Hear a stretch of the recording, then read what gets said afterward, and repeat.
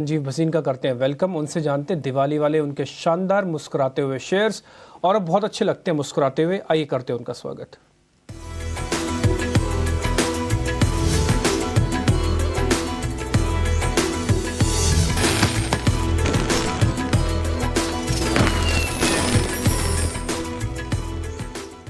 बहुत बहुत शुक्रिया, थैंक यू वेरी मच समय देने के लिए। सर, ऐसा नहीं है कि लोगों के पास कॉन्फिडेंस नहीं है, लेकिन आपके कॉन्फिडेंस का लेवल ही कुछ और है। जब आप बोलते हैं ना, ऐसे गर्ज के बोलते हैं ना, सामने वाला आदमी, कई बार तो सोया हुआ आदमी उठ जाए कि हाँ भसीन जी बोल रहे हैं, सुनो फिर सो जाओ भले। मतलब आपका कॉन्फिडेंस गजब का है, ज़बरदस्त। सर बहुत शुक्रिया, थैंक यू वेरी मच समय देने के लिए। आपके एक एक शेयर मेरे को याद है sir.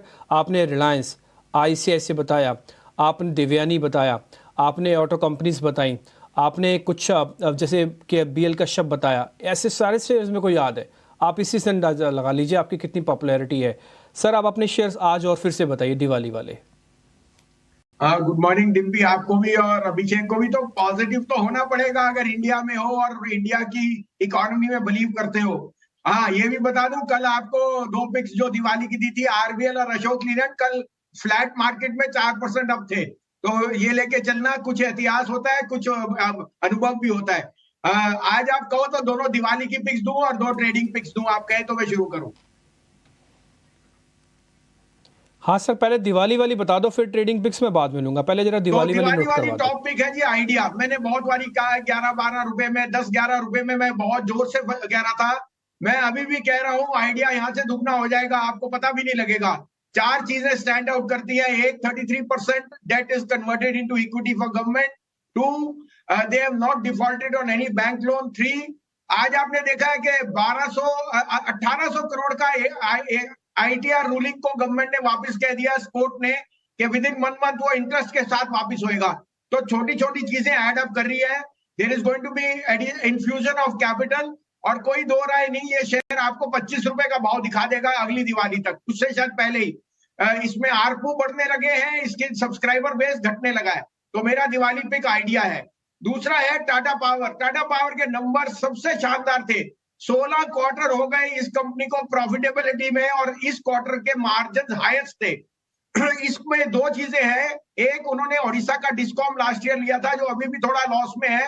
So providing for that, still the numbers are stand out. और दूसरा है द EV एडिशन। हर क्वार्टर वो EV के चार्जिंग स्टेशन ऐड कर रहे हैं। इस बार ही टाटा पावर 350 का भाव दिखाएगा अगली दिवाली। ये शेयर रुकने वाला नहीं है। तो ये आइडिया और टाटा पावर दोनों आपकी दिवाली को, एक तो आपको फोन में आपको मिलेंगे, और साथ में आपको कॉल्स, और light up your Diwali with Tata power.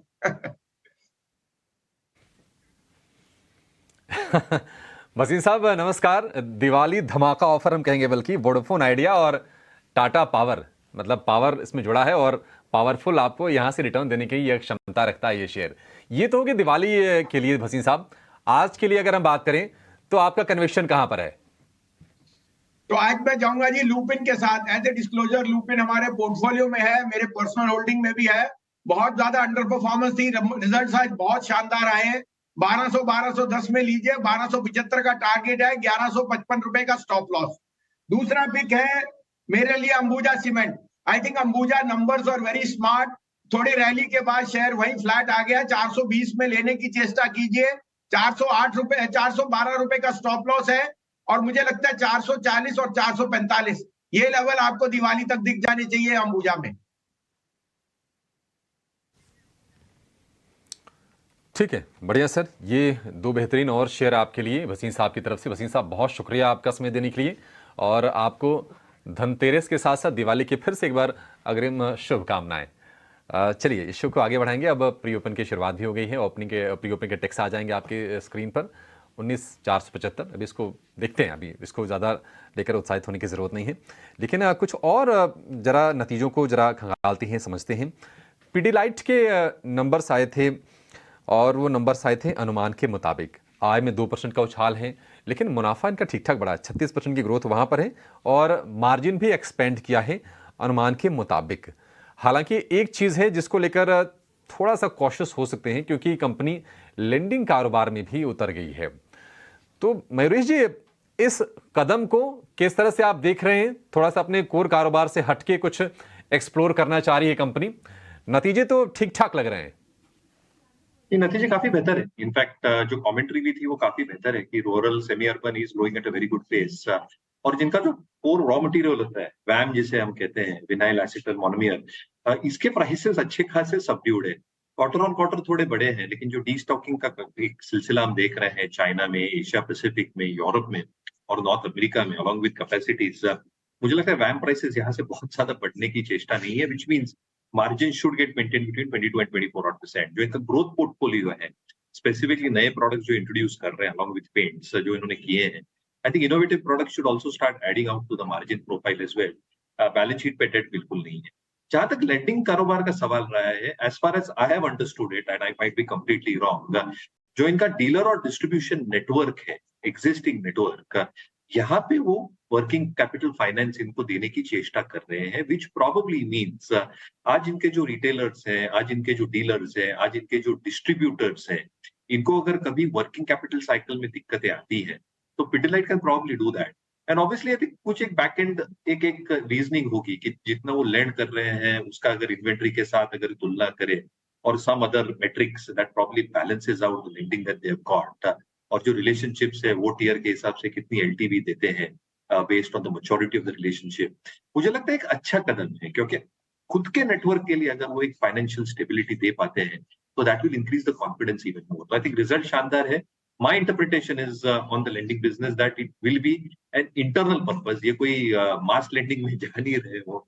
I might be completely wrong on this, and अगर ये होता है तो मुझे लगता है कि it's a very positive step going forward. तो अगर ये सब रहता है तो नतीजों के साथ साथ स्टॉक में अच्छा पॉजिटिव मोमेंटम बरकरार। और के भी नंबर्स आए थे और नतीजे आए थे थोड़े से मिले जुले, क्योंकि हमने रेवेन्यू में 12% के आसपास का उछाल दिखा है। मार्जिन की बात करें तो बढ़ोतरी वहाँ पर भी है, करीब करीब 12.5 से बढ़कर 19-19.5% के आसपास के मार्जिन से। और कामकाजी मुनाफे की बात करें तो जंप वहाँ पर बढ़िया है, 250 रुपये के आसपास के भाव हैं, लेकिन उस रफ्तार से नहीं चला टाटा पावर, थोड़ा सा स्लो मूवर साबित हुआ है। हालांकि हमने पहले देखा कि 300 रुपये के आसपास तक ये शेयर गया था। मयूरेश जी, नतीजे आपको कैसे लग रहे हैं टाटा पावर के, और क्या यहां से कुछ पावरफुल मूव्स की उम्मीद करनी चाहिए या फिर सुस्त चाल ही रहेगी इसकी?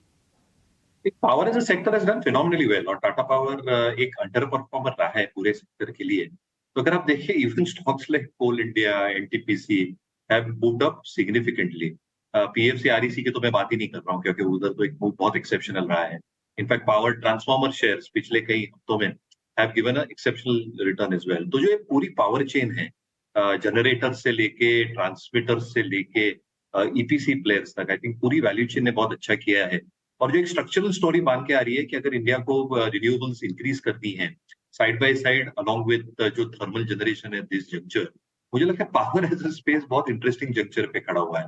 Having said that, Tata power के आई थिंक तो 2-3 इंपॉर्टेंट पहलू होते हैं। आई थिंक इनका जो मुंड्रा और मैथॉन का यूनिट है, यहाँ पे ऑपरेशनल एफिशिएंसीज कैसे प्ले आउट होगी।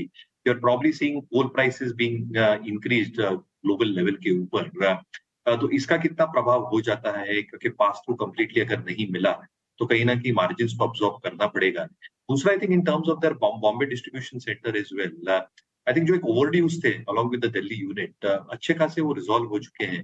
और इसलिए अगर मैं आगे की देखूं, if I look into the remaining few quarters, क्योंकि ये क्वार्टर तो निकल गया, मुझे लगता है stability in terms of realisations, stability in terms of margin performance, और जो एक्सपेक्ट करके हट सकते हैं हम इन terms of how these different units will perform enterprise level पे, स्टैंड अलोन बेसिस पे, वहां पे प्रदर्शन ठीक ठाक रहना चाहिए। तो मुझे लगता है डेफिनेटली ये स्टॉक वॉच लिस्ट पे रहना चाहिए। एक 270-275 शायद एक की रेजिस्टेंस है टाटा पावर के लिए। अगर वो पिवट लेवल्स क्रॉस्ड होते हैं तो हमें लगता है मार्केट्स में इंडिया में एक अच्छी खासी तेजी आ सकती है। तो शायद थोड़ा कंसोलिडेट हो नंबर्स के बाद, but once these levels are taken out, our take is that एक मार्केट वापस ये स्टॉक को देखेगा और शायद रीरेटिंग हो सकती है। देखिए, 275 रुपये के आसपास रेजिस्टेंस है और वहां तक अपने शेयर को जाते हुए दिखा था, वहीं से फिर थोड़ा सा फिसला भी टाटा पावर का, लेकिन निश्चित तौर पर वॉच लिस्ट में आपको इसको रखना है।